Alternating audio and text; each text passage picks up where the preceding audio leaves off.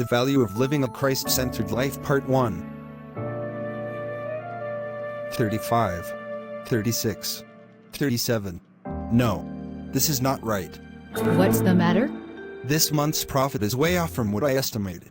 Looks like I'd need to focus a bit more on my side businesses from now onwards, particularly those of drug trafficking and gambling. Hamid, I was thinking of having a conversation with you regarding this. The side businesses you're into are completely unlawful according to the Bible as well as the laws laid out by the government. 1 Timothy 6:10 says, "For the love of money is the root of all kinds of evils." It is through this craving that some have wandered away from the faith and pierced themselves with many pangs. Greed for money always results in chaos and confusion, which are open doors for the unseen enemy. God has already given us a flourishing business as a result of your dedication and hard work, and as your wife, I don't want to see it being crumbled under the weight of your evil passions. Here we go again. According to Ephesians 4:1, a believer must live his life in a manner which is worthy of his calling.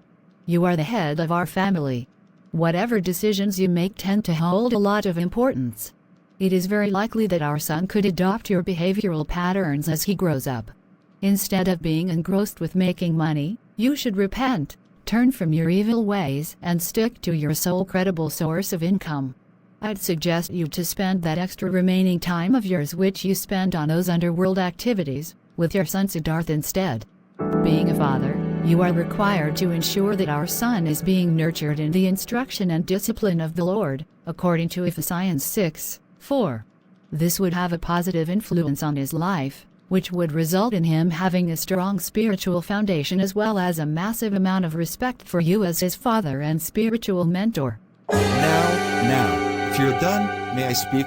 As you know, this house, the family's ancestral real estate company, and those handful of estates on the west end of the city were the only material assets my father possessed. However, at the moment we have 5 times more of what he possessed, only in a matter of 2 years. Plus, our real estate business has a highly reputable status now, as opposed to its mediocre status during my father's tenure as the company's president. Who do you think is responsible for that sudden increase in our family's net worth and this surge of success? Of course, it's me.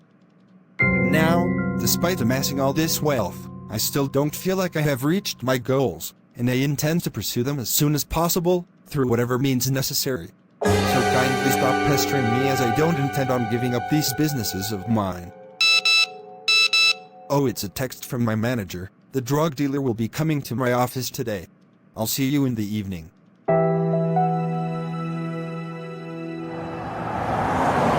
Oh wait. Isn't this Siddharth's school? The dispersal time is about to begin in a few minutes. I might as well just pick him and drop him home today. Make sure to download the latest version of the game. Jaspreet will be joining us too. Of course. See you in the evening.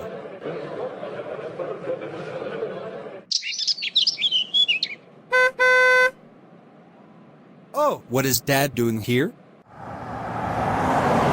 So, how was your day at school? It was okay, though I didn't understand what made you come here today. My driver planned on taking a detour since the main road was jammed, and your school happened to be on this route. So I thought of dropping you home today.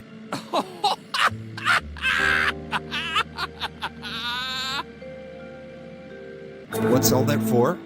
Well, picking me from school once and acting all goodly isn't going to change the fact that you are a greedy man who has resorted to ways such as gambling and drug trafficking in order to become rich. In short, you're a person who could never be satisfied. Over time you will continue to find illegal ways to increase your wealth. Enough. You should be thankful that I'm in a great mood today, otherwise you wouldn't have gotten away after showing this much amount of disrespect towards your father. It would have been better had you simply expressed gratitude instead of blurting out this random nonsensical stuff.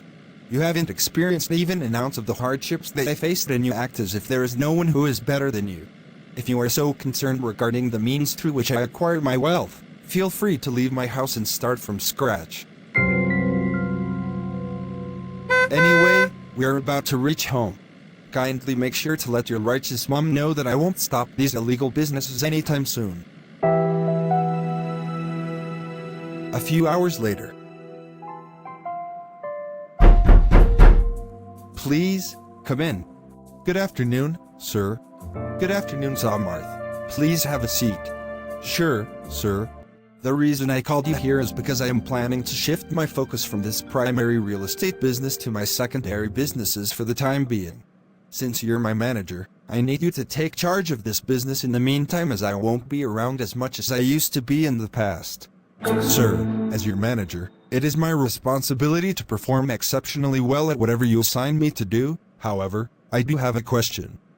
Pardon my ignorance, but despite being the successful president of one of the top real estate companies in the province, why do you still find the need to indulge in those black marketing activities, sir? Samarth. See, every man has certain goals in his life. Until the time that person doesn't get what he desires, he'll keep on striving. The same applies for me. I have numerous goals that haven't been accomplished as yet, and as a result, I feel like earning income through my secondary activities would help me get closer to my goals in a short amount of time. Sir, but even though you might earn wealth quickly through these black-collar jobs, I am sure you are aware that there's also a higher percentage of risk involved. Alright, now this is where we draw the line. You are simply my manager. Don't try to act like the boss now that I have made you in charge of this company. Remember, you are in charge only for a temporal basis, so I'd advise you to get off your high horse, Samarth. Sir, I assure you that those weren't my intentions. I just felt the urge to advise a fellow Christian to avoid taking part in unlawful activities. Please, I have no lack of righteous people back home, so stop this lawful-unlawful lecture of yours. As for my walk in the Christian faith, I'm sure God knows how desperate I am to earn money, and of course He is going to help me if I pray to Him. Sir, I am sorry, but I am absolutely certain that God won't take part in making you successful through ungodly ways. The Bible makes it clear numerous times that God detests ungodly activities. The income which is acquired through wicked ways is not considered as a blessing despite how it may seem. Samarth, didn't you hear what I said to you? No more lectures, please. I have already heard enough from my wife and son today, so kindly leave before I change my mind and fire you eventually. Despite constant warnings from his family and manager, Amit remained heavily involved with the underworld, and over time his activities started to come under the radar of police and income tax departments. Hello, my friend. The stuff is fresh. Hope the payment is ready. Of course. Sir, they have exchanged the supplies. The deal's done. Over. All right, make sure not to lose sight of the drug dealer. I'll inform the police in the meantime. A few minutes later. Surrender, now. Didn't you hear what he just said?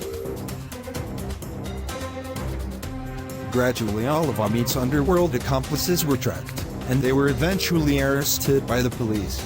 Upon being interrogated, they provided enough evidence of Amit's wrongdoings to the law authorities, which allowed the police to issue an arrest warrant against Amit, and it also enabled the income tax department to conduct a raid at his residence the following week. Who could be here at this hour? Good afternoon, may I help you? Good afternoon, I am from the income tax department, and my team is required to conduct a raid at your place. Kindly cooperate. I need to contact my husband first. He's not at home. You won't have to worry about that. The police already have an arrest warrant issued against him, as they have enough evidence of his sketchy activities. This raid will only impose further charges on him. That cannot be true. Now please, my team and I need to finish this job, so kindly don't waste our time. Meanwhile, ATM meets office. That's why I think this strategy could exponentially boost our company's revenue. Excellent tactics, Samarth. Does anyone have any questions? If I remember, I made it extremely clear to the staff that they aren't supposed to interrupt our boardroom meetings. This could be important. I'll check who is there, sir. Mr. Amit, we have an arrest warrant charged against you. Are you sure you came to arrest the right person? You all might be aware of the fact that I'm an honest businessman. I would never commit a crime even in my wildest dreams. Anyway, I have a meeting with an influential business tycoon in a few minutes, so I'll take your leave.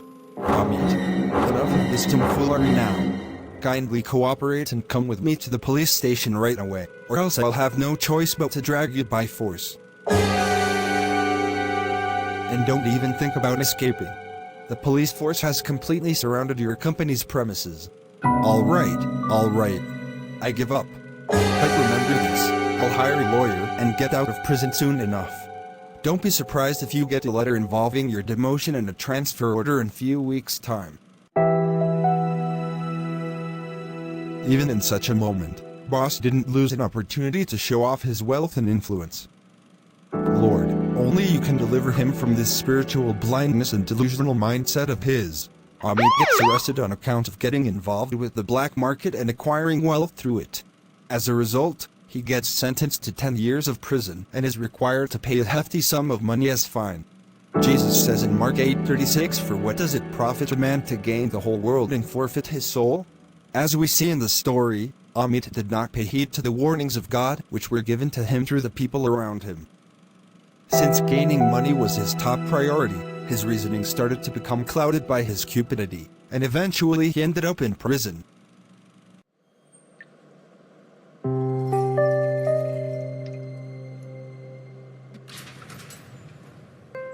God, may we make it a point to not be deceived by the evil one.